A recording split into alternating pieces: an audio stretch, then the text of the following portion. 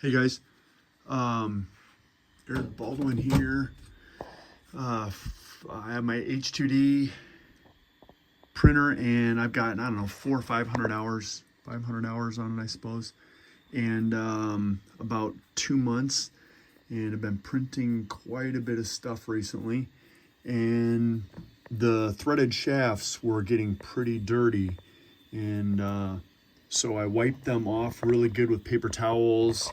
Got a lot of black grease off, which isn't necessarily bad, but got all the grease off, and then I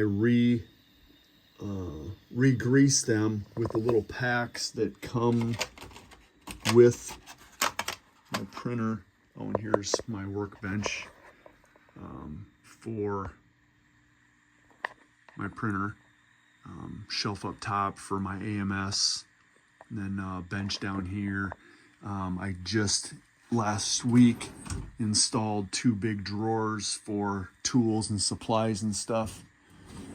Painted, took my bench out and ran it over to a buddy of mine's shop and painted it all white, and yeah, finished these drawers. And then I just need to put fronts on them yet.